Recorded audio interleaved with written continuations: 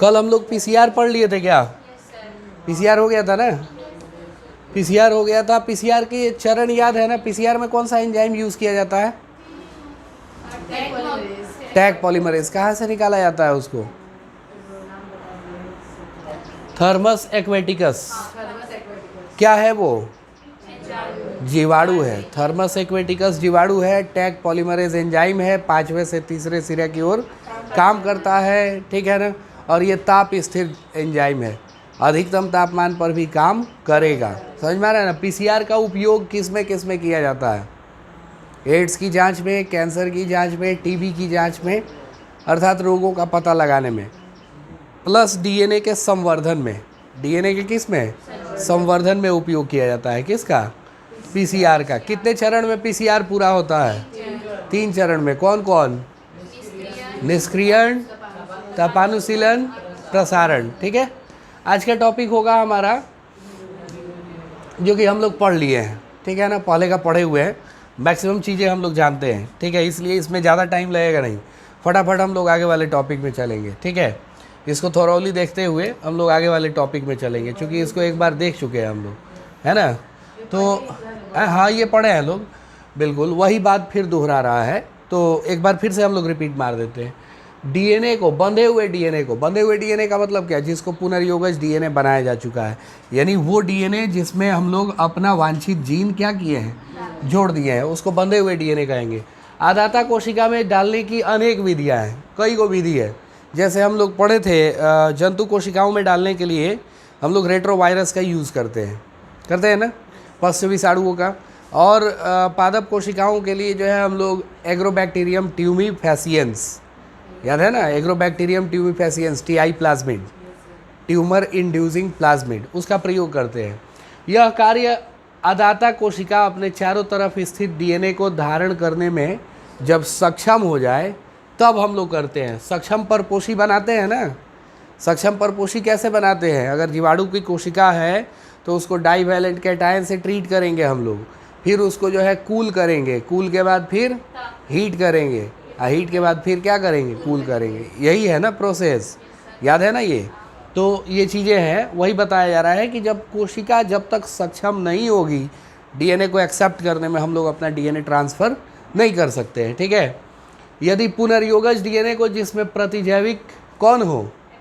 Ampicillin हो के प्रतिरोधी जीन स्थित हो, तो ई कोलाई कोशिकाओं में स्थानांतरित किया जाए तो परपोषी कोशिकाएं क्या हो जाती है? प्रतिरोधी कोशिकाओं में रूपांतरित हो जाती हैं। समझ में आ रहा है ना? ये वही बात हो गई जो उस दिन बताए थे हम, कि पीवीआर जो होता है उसके पास ऑलरेडी रेजिस्टेंट जीन हैं। समझ में आ रहा है ना? कौन कौन? एएमपी और टेट्रासाइक्लिन, एम्पिसिलिन और टेट्रासाइक्लिन, ठीक है? तो हमने पढ़ा था कि इसमें से अगर एक जीन को हम लोग हटाते हैं तो एक जीन जो है क्या होगा? बचेगा, ठीक है ना? एक जीन हटाएंगे तब भी एक जीन के, एक मतलब प्रतिजैविक के प्रति प्रतिरोधी जीन उपस्थित रहेंगे उसके पास, ठीक है? और ये प्रतिरोधी जीनों से ही, प्रतिजैविक प्रतिरोधी जीनों को ही हम लोग कहते हैं क्या चीज़? वर्ण योग्य चिन्हक, selectable marker. Selectable marker ampicillin R और टेट्रासाइक्लिन आर, ये दोनों सेलेक्टेबल मार्कर हैं। अब यहाँ एक और चीज़ था, यदि रूपांतरित कोशिकाओं को अगार प्लेट पर फैलाया जाता है तो केवल रूपांतरित कोशिकाएं, यहाँ छूट गया है, यहाँ छूट गया है, ठीक है ना? जानते ही हम लोग एनसीईआरटी का हाल, ठीक है ना? केवल रूपांतरित कोशिकाएं ही क्या होती है? विकसित हो पाती है। समझ में आ रहा है ना? जो कोशिका ट्रांसफॉर्मेंट हो गई है वो ग्रो करेगी। अगार प्लेट पर अगर फैलाएंगे जीवाणुओं की कॉलोनी को या कोशिकाओं की कॉलोनी को, तो जो कोशिका विकसित हो चुकी है वो क्या होगी बताएं? ग्रो करेगी, जो रूपांतरित हो गई है। और जबकि अरूपांतरित अदाता कोशिकाओं की क्या हो जाती है? मृत्यु हो जाती है। तो ये सब बातें हम लोग पढ़े हैं पहले का, ठीक है ना? अब हम लोगों को पढ़ना है क्या चीज़? वांछित जीन उत्पाद प्राप्त करना है, ठीक है? तो देखते हैं हम लोग वांछित जीन उत्पाद जो है कैसे प्राप्त किया जाए। फटाफट हम लोग इसको पढ़ते हैं। देखें, कोई भी प्रोडक्ट बनाने के लिए ना ज़रूरत होगी। अच्छा, एक और चीज़ बता देना चाहते हैं, इस बार का जो नोट्स है ना, इस बार का जो नोट्स है उसमें उसको देखें हैं कि नहीं? बढ़िया से पूरा एक्सप्लोर किए हैं? लास्ट में फिगर ऐड किए हुए हैं, हम ऐड किए हैं, फिगर ऐड किया गया है उसमें।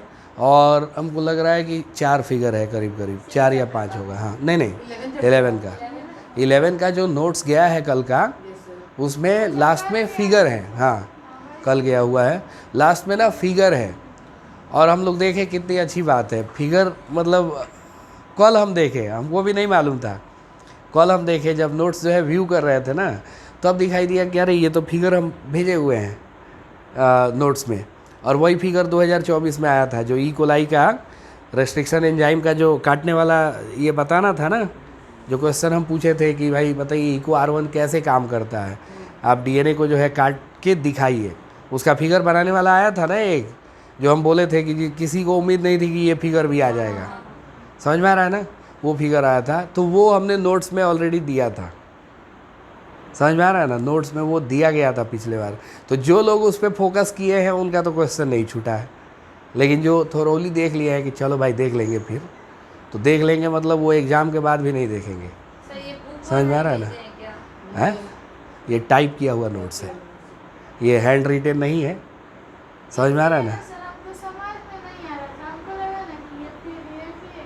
नहीं नहीं वो नोट्स है, अब वही नोट्स बनाना है। चैप्टर 11 है, क्लास 12 है। समझ में आ रहा है ना। तो देखिए हम लोग, आप विजातीय डीएनए खंड को क्लोनिंग संवाहक में निवेश करा के और जैसा उत्पाद चाहे, जिसको चाहे उसको बदल सकते हैं। देखे थे ना हम लोग, एक बहुत बढ़िया क्लू जो है बताए थे हम, किसका बताएं, एक गोट का बताए थे। कौन सी गोट बताएं? स्पाइडर गोट से हम लोगों को क्या मिलता है? स्पाइडर गोट से क्या मिलता है? हाँ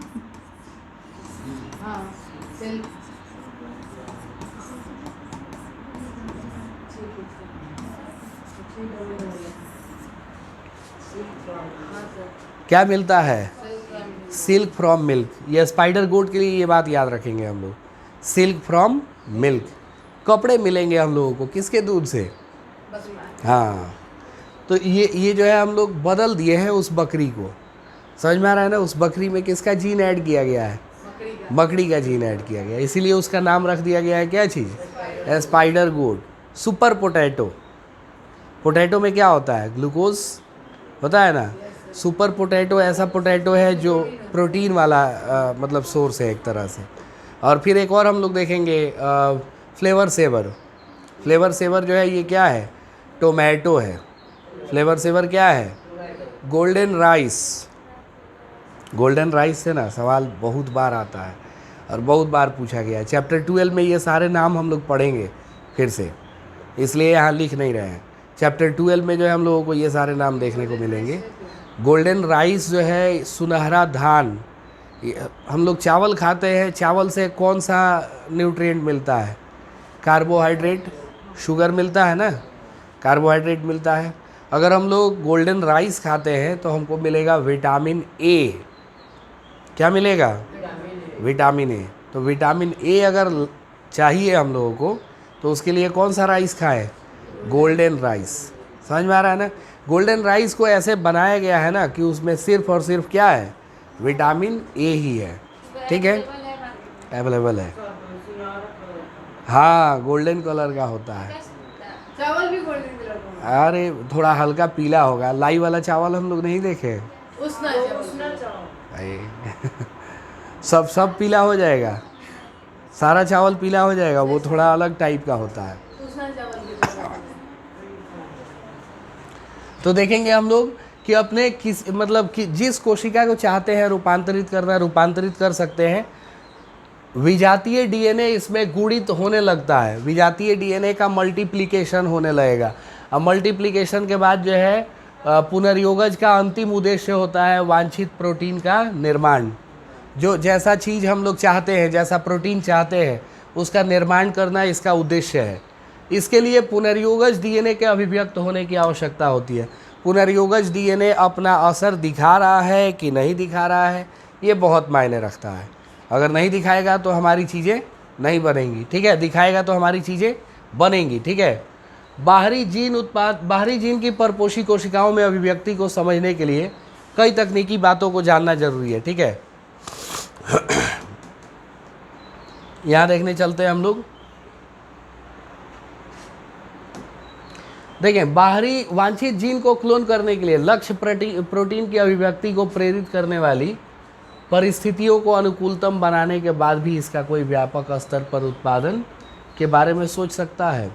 जैसे एक बात देखें, जो प्रोटीन इस पुनर्योगज डीएनए तकनीक का इस्तेमाल करके बनाया जाता है, ध्यान से सुनेंगे, जिस प्रोटीन का निर्माण डीएनए पुनर्योगज तकनीक की विधि द्वारा किया जाता है, उस प्रोटीन को हम लोग कौन सा प्रोटीन कहते हैं बताएं? पुनर्योगज प्रोटीन कहते हैं। समझ में आ रहा है ना? क्या कहते हैं उसको? पुनर्योगज प्रोटीन।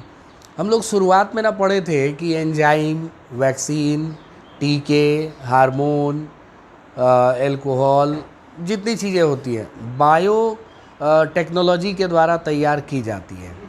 समझ में आ रहा है ना? तो एक बात बताएं ज़रा हम लोग कि अगर हम लोग कोई एंजाइम बना रहे हैं तो उस एंजाइम की, या इंसुलिन को ही हम लोग एग्जाम्पल लेना, सबसे बेहतर एग्जाम्पल इंसुलिन है। तो इंसुलिन हम लोग बना रहे हैं, 1-2 सीसी बना देंगे, काम हो जाएगा? नहीं होगा ना। इंसुलिन बनाने के लिए क्या ज़रूरत है? बड़े पैमाने पर उसको बनाना पड़ेगा, बड़े पैमाने पर बनाना पड़ेगा। मतलब कम से कम तो 1000 लीटर के आसपास बनाना पड़ेगा, 1000 लीटर।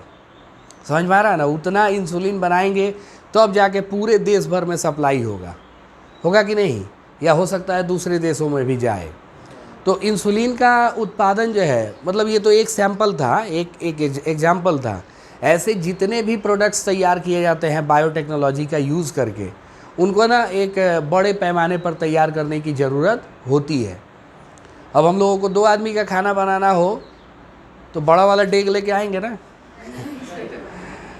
नहीं लेके आएंगे? क्या करेंगे? छोटा बर्तन लेके आएंगे, है कि नहीं? 2 आदमी के लिए दाल पकाना है तो हम लोग छोटे कुकर से भी काम चला सकते हैं। अब वही पूरा एक बारात को खिलाना हो तो बड़ा वाला देग चाहिए, है कि नहीं? तभी काम चलेगा, तभी कम पड़ जाएगा, 2-2 बार बनाना पड़ेगा। होता ही है ऐसा।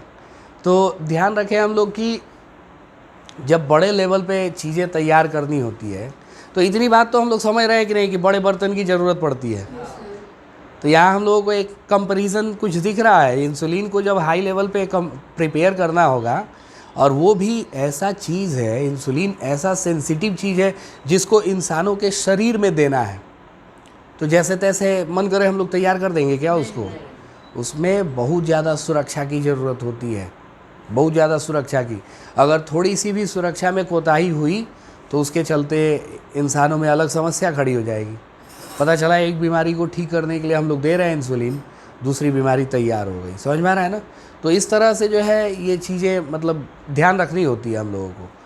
तो अब एक सवाल है कि ये बायोटेक्नोलॉजी का प्रयोग करके जितने उत्पाद बनाए जाते हैं, उनको बनाने के लिए हम लोग जो है कौन से बर्तन का इस्तेमाल करते हैं? सवाल बनेगा ना। ये सारे रिलेशन हम लोग समझ गए कि नहीं? बड़े बर्तन की नीड है ना। तो एक बड़ा बर्तन होता है जिसको हम लोग कहते हैं क्या चीज़? बायो।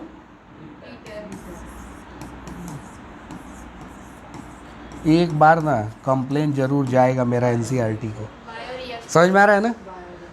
क्या लिखेंगे इसको बताएं? Bio reactor. इंग्लिश वालों में कोई गलती नहीं है, या हिंदी वालों में हज़ारों गलती है, लाइन बाय लाइन।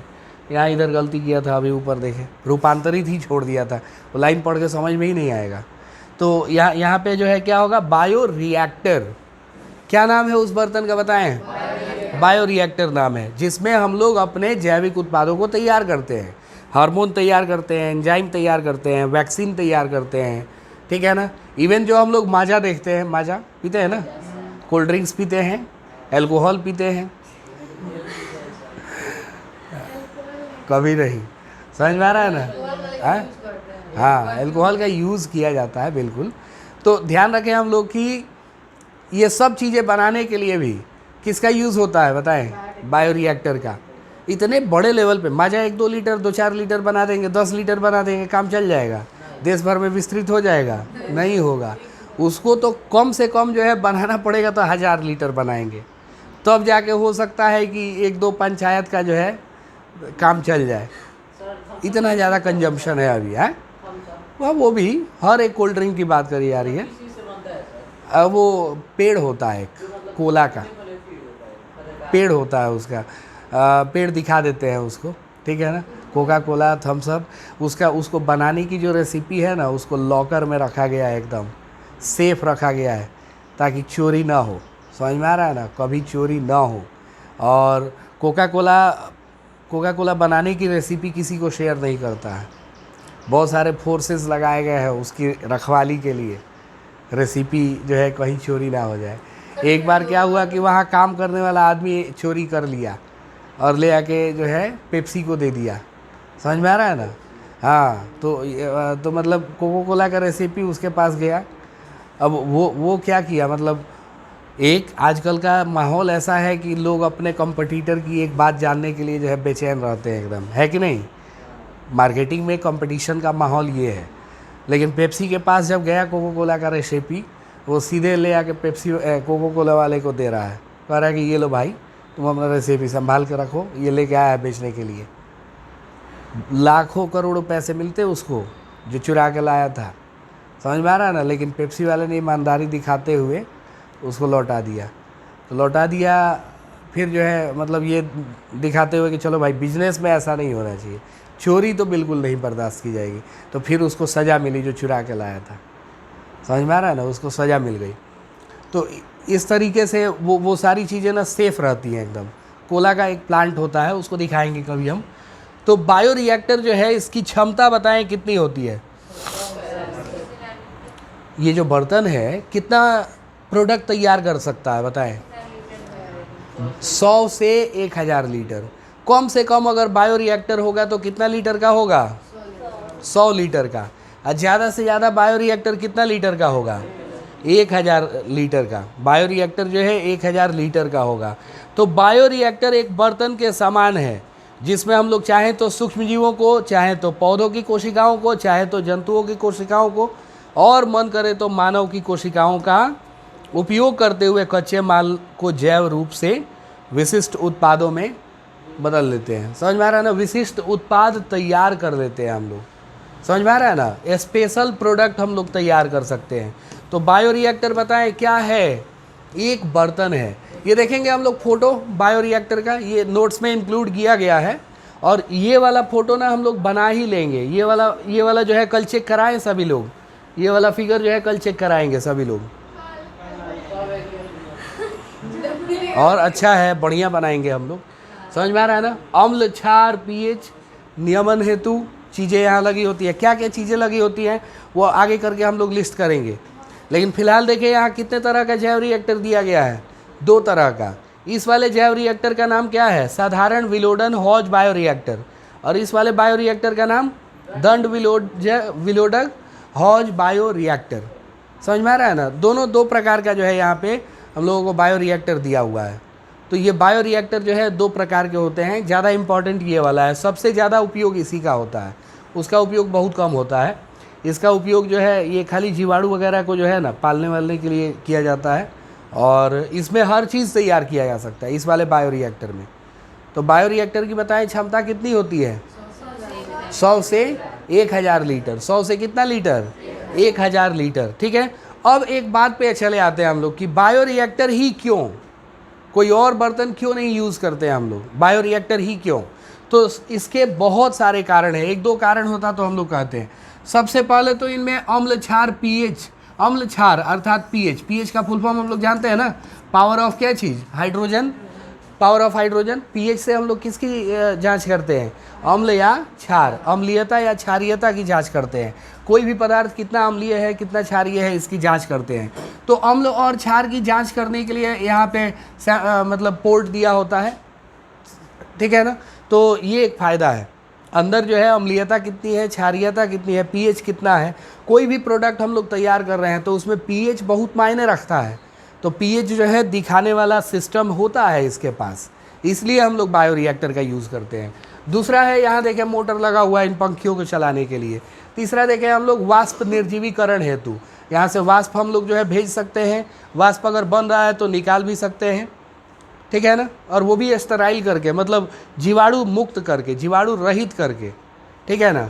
यहाँ क्या कर सकते हैं बताएं, बहुत सारा प्रोडक्ट तैयार करते हैं जिसमें फेन बन जाता है। फेन समझते हैं ना हम लोग, झाग तो वो झाग जो है तोड़ने वाला होता है इसके पास, झाग तोड़ने वाला सिस्टम है किसके पास, बायोरिएक्टर के पास, ठीक है। और देखिए चपटे फलक वाला प्रेरक, ये भी है बायोरिएक्टर के पास।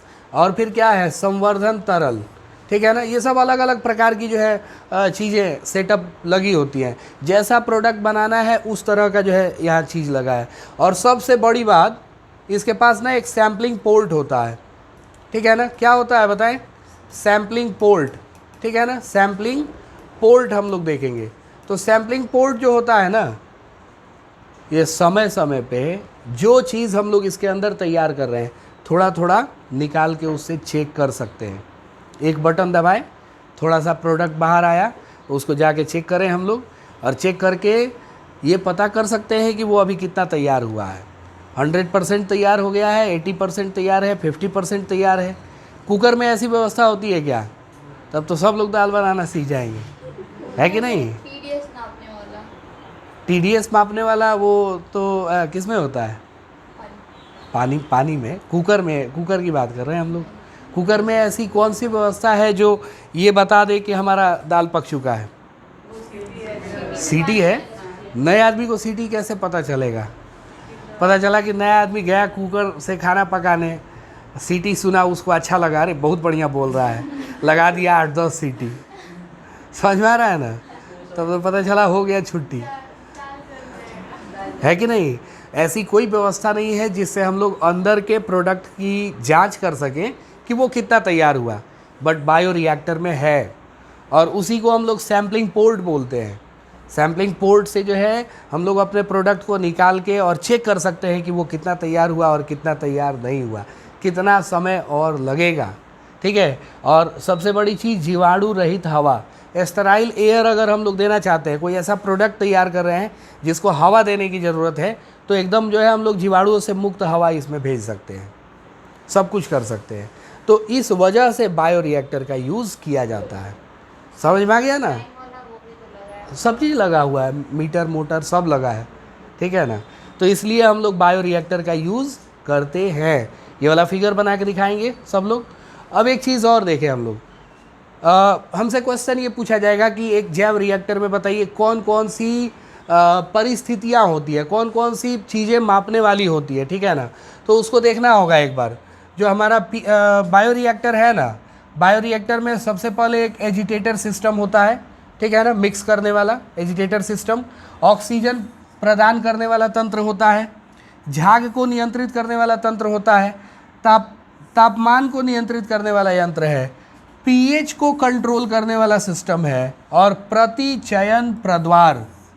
यही समझ में आ गया हिंदी, इसीलिए वहाँ हिंदी नहीं लिखे थे। सैंपल हम लोग समझते हैं ना, सैंपल, तो सैंपल को हम लोग प्रतिचयन बोलते हैं।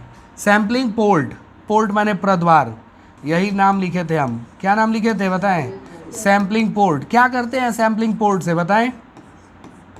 सैम्पलिंग पोर्ट से हम लोग अपने प्रोडक्ट की समय समय पे जांच करते हैं कि हमारा प्रोडक्ट कितना तैयार हो चुका है। ये व्यवस्था होती है बायोरिएक्टर में।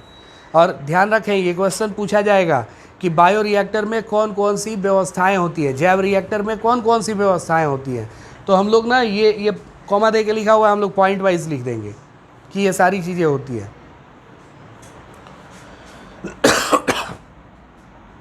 लिखा हुआ है कि जिससे संवर्धन की थोड़ी थोड़ी मात्रा समय समय पे निकाल के हम लोग क्या कर सकते हैं, जांच कर सकते हैं। ये सारी व्यवस्थाएं होती है किस में बताएं, जैव रिएक्टर में। अब एक आखिरी टॉपिक बच गया है, ये देखेंगे हम लोग, देख रहे हैं ना, एक लास्ट टॉपिक बच गया है, बस इसको हम लोगों को देख लेना है, ठीक है ना, लास्ट एकदम। आज हम लोग ये चैप्टर कंप्लीट करेंगे, क्लासेस रीओपन होंगी, उस दिन हम लोग नया चैप्टर स्टार्ट करेंगे। और तब तक बीच का काम है हम लोगों का नोट्स बना लेना। 12 इसके जस्ट बाद 12 चलेगा। 12 के बाद हम लोगों को जो मन करेगा वो पढ़े, नहीं सर, पहले टेस्ट है। जो मन करेगा वो पढ़ेंगे, ठीक है। हाँ, सर पहले टेस्ट। टेस्ट तो होगा ही, बिल्कुल होगा। टेस्ट को थोड़ा बचा के रखे हुए हैं अभी, ठीक है। टेस्ट को हाँ, वो नहीं, जो लोग दे दिए हैं वो नहीं देंगे, एक ही चैप्टर का ना, अभी बहुत सारे चैप्टर हो गए, ठीक है। इसको ना हम लोग कहते हैं क्या चीज़ बताएं, डाउन स्ट्रीम प्रोसेसिंग, ठीक है। डाउन स्ट्रीम क्या चीज़? प्रोसेसिंग, ठीक है। तो डाउन स्ट्रीम प्रोसेसिंग जो है वो किसको कहते हैं हम लोग? डाउन स्ट्रीम प्रोसेसिंग अनुप्रवाह संसाधन। क्या है ये अनुप्रवाह संसाधन? जैव रिएक्टर में हम लोग अपने जब प्रोडक्ट को तैयार कर लेते हैं, तो प्रोडक्ट को तैयार करने के बाद जो हमारा उत्पाद है वो अच्छे से प्रिपेयर हुआ है या नहीं हुआ है, उसकी जांच करके हम लोग मार्केट में भेजें या ऐसे ही भेज दें? जांच करके भेजें ना। चाय बनाते हैं हम लोग कभी भी घर पे मेहमानों के लिए, तो चेक करके देते हैं कि बिना चेक किए दे देते हैं? चेक करके देते हैं ना जी, नहीं तो शिकायत हो जाएगा, कंपनी घाटे में चली जाएगी। समझ में आ रहा है ना? तो इसलिए यहाँ भी वो काम किया जाता है। जो भी प्रोडक्ट तैयार किया जाएगा ना, उसको हम लोग क्या करेंगे बताएं?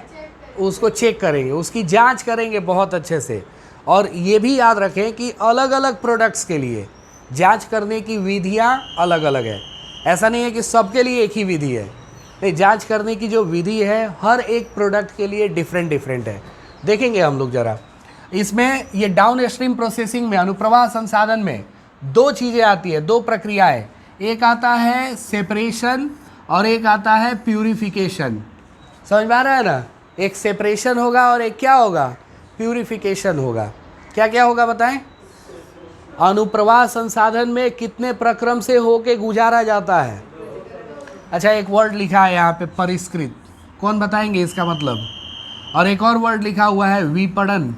दोनों का मतलब बताए जरा कोई, एनीबॉडी, एनीवन? परिष्कृत शुद्ध हिंदी में लिख दिया है। परिष्कृत का मतलब होता है रिफाइन, रिफाइन करना। अब समझ गए? समझ गए ना?